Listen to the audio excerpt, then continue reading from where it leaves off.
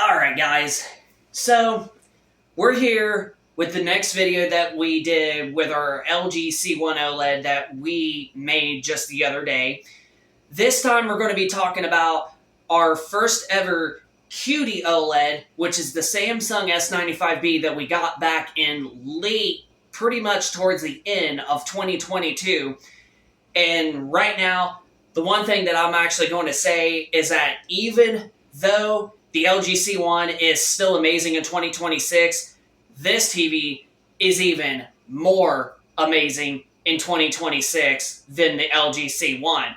Mostly because of it using a QD OLED panel that's giving you much more better brightness, much more better color, and just in general, it's just a much more sort of like premium type of TV.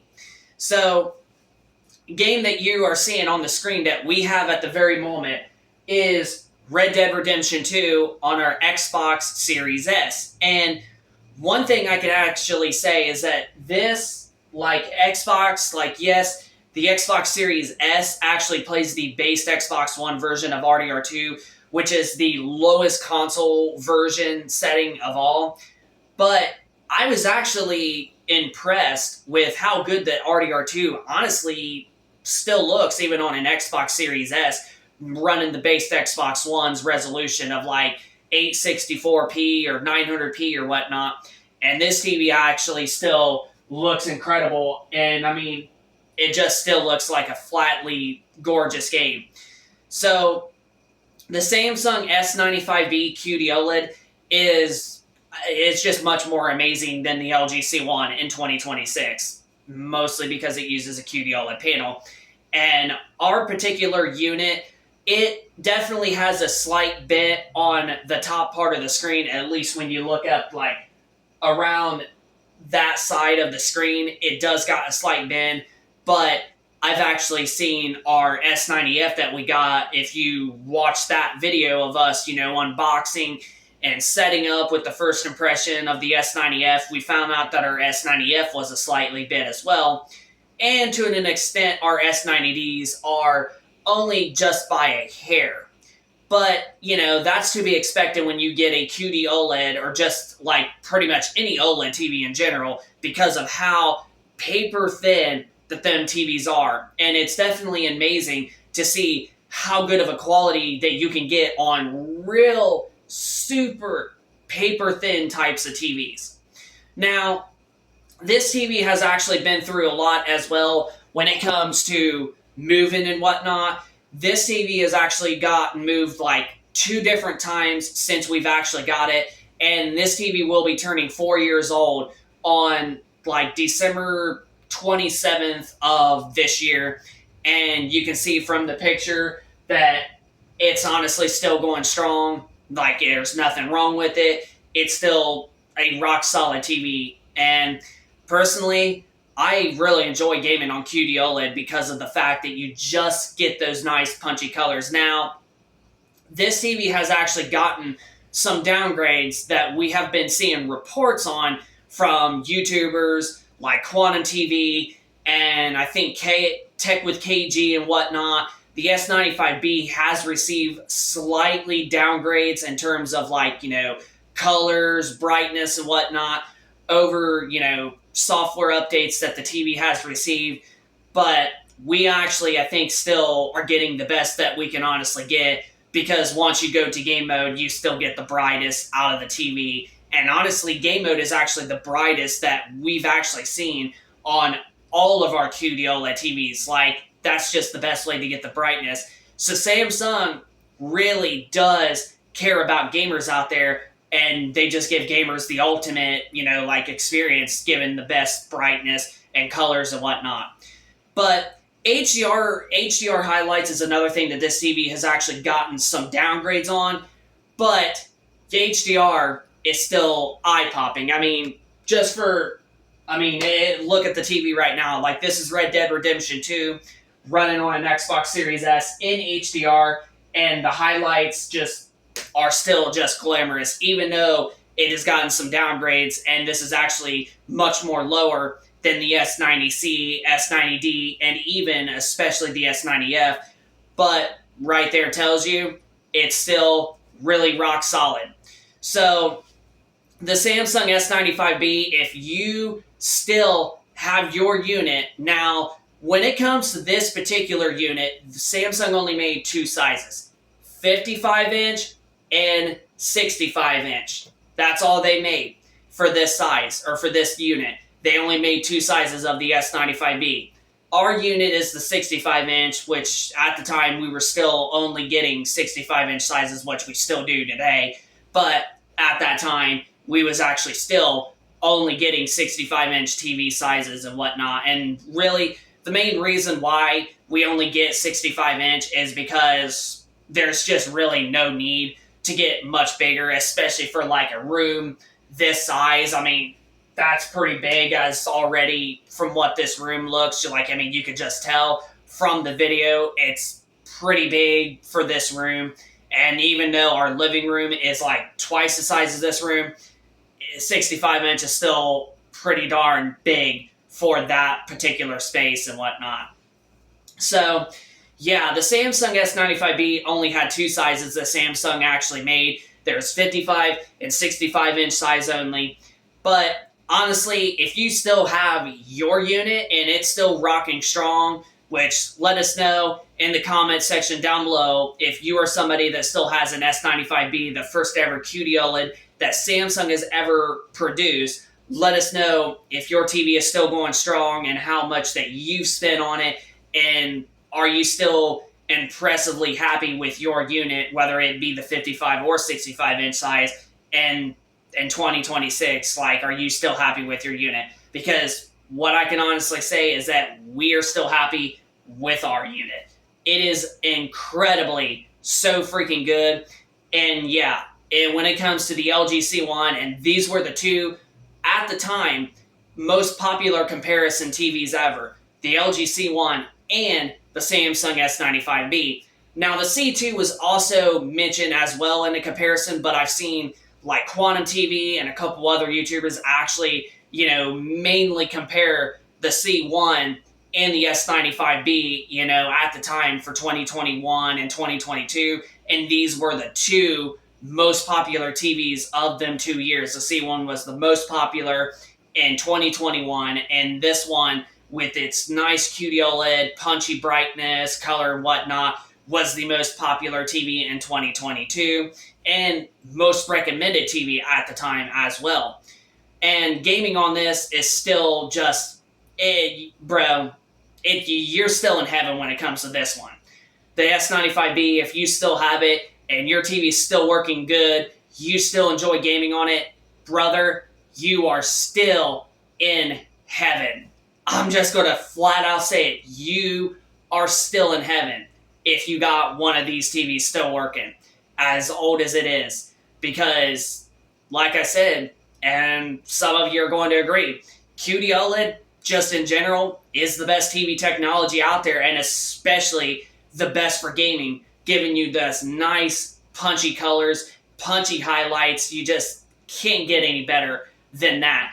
Now, we have heard about some RGB mini LED TVs and then TCL's new SQD TVs that are coming out, which we are going to be getting a TCL, more or less, most likely the QM7L, mostly by like Black Friday or something like that, for pretty much our main bedroom, because honestly, we're not going to have OLED in our main bedroom anymore. We're just going to simply stick with TCL, mini LED for that room, as that way, we have a different type of TV experience for that room, but we are going to keep QD-OLED for this room, which is the main ultimate man cave gaming room right here, and then LG OLEDs will remain in the living room, giving us, gaming experience down there close to up here, but also it just working much better for like, entertainment and such like that, for like, having parties and whatnot. So it just honestly works out better this way.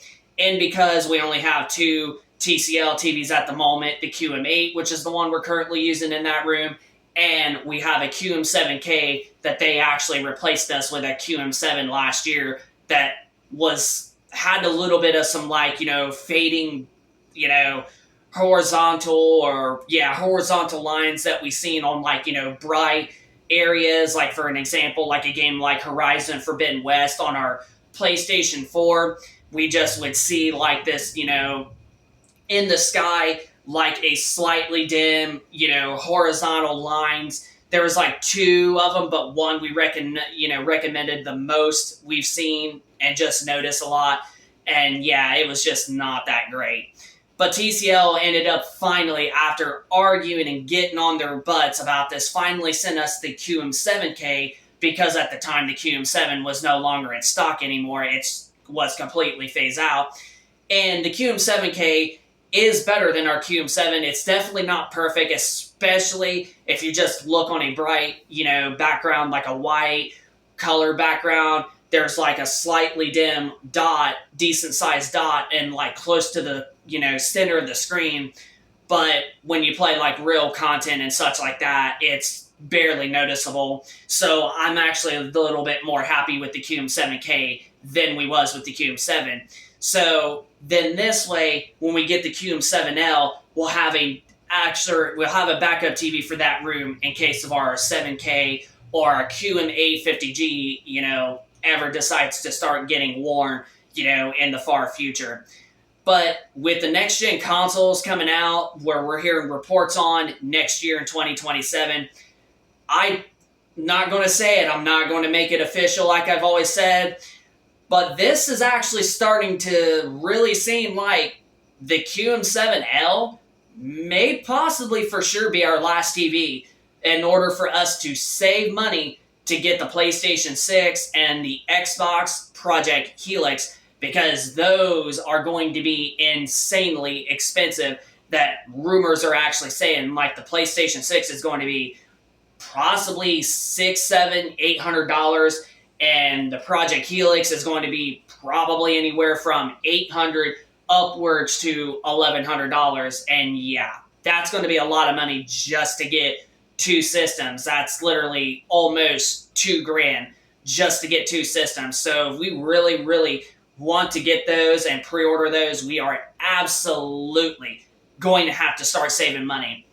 And we also are going to have to get more storage for our current Series X's, as well as moving our current 1 terabytes that are in our Series X's to our Series S's, so that way we have, a decent bit of more storage to play Series S versions of games. And I know some of you out there are like, bro, why would you play on a Series S if you have an X?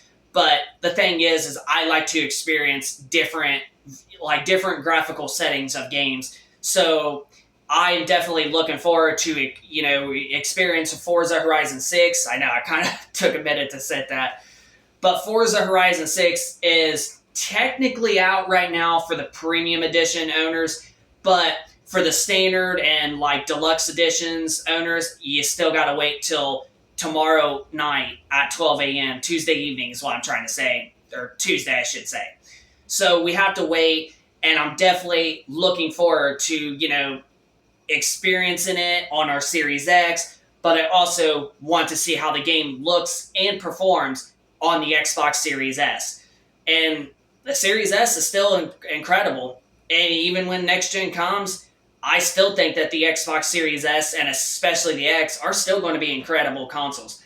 Now, we have been hearing, there has been a rumor that we have actually been hearing, because of next gen consoles going to be more expensive, that Microsoft and Sony may actually continue to still produce and release games for the Xbox Series X and S and PlayStation 5 consoles. And it makes so much sense, because majority of people haven't even gotten a PlayStation 5 or Xbox Series X at this very moment. When you look at last year's charts of Sony, there was still half of the user base on PlayStation hardware that were still playing on PlayStation 4. And because prices have gone up with the current consoles and these new ones going to be a little bit more, it definitely makes a lot more sense that Sony and Microsoft are probably going to continue to make and support PlayStation 5 and Xbox Series consoles probably all the way through next generation consoles. And if people want that ultimate, best overall experience for console, then they're going to have to dish out that extra money to get them. But if they just casually want something that still looks good and still performs decent overall, then that's where they're going to stick with their current console, or they're just going to upgrade and get the cheaper alternative PlayStation 5 Series S or Series X. And I think that's what we're actually going to be sticking with. But we are going to be getting the Xbox Series X, or not Series X, the Xbox Project Helix and PlayStation 6. As soon as they come out, we are going to do our best to try to get one by launch day, just like we did with PlayStation 5 and Series X. But when those are coming out, we are still going to play our PS5, PS5 Pro, and Xbox Series S and X. Like, we're still going to play those because they're still going to be incredible consoles. So that was not really what the video was mainly about, but what I can say is the Samsung S95B, honestly, in 2026, it is still a rock-solid 10 out of 10 type of TV. Like, if your unit still works good, still holds up incredibly well, and you're still satisfied with your unit, whether it be the two sizes, one of the two sizes, in 2026, well, all I can say is that you honestly don't have to worry about upgrading for a little bit longer. Probably at least another few more years. So, as long as your S95B Samsung QD OLED is still working strong in mid-2026, well, good news for you. You don't have to worry about upgrading anytime soon for probably another few more years, and maybe even be longer, as long as you can keep your TV to long as lasting as it can. The S95B in 2026, compared to the LG C1 that is still amazing in 2026, the S95B is more amazing in 2026 than the LG C1. So that's going to pretty much wrap it up for the video. So if you could, smack that like button, hit that subscribe button if you're new to the channel, and be sure to leave us a comment down in the comment section down below if you still have a working Samsung S95B QD OLED, or even better yet, even if you have a S90C, but more or less, if you have an S95B and it's still working in 2026, you let us know in the comment section down below if your unit is still working and if you're still satisfied with yours and whatnot. But that's going to pretty much wrap it up for the video. So tech and gaming reviews, rate, comment, subscribe, and we shall see you on the next video. Peace out.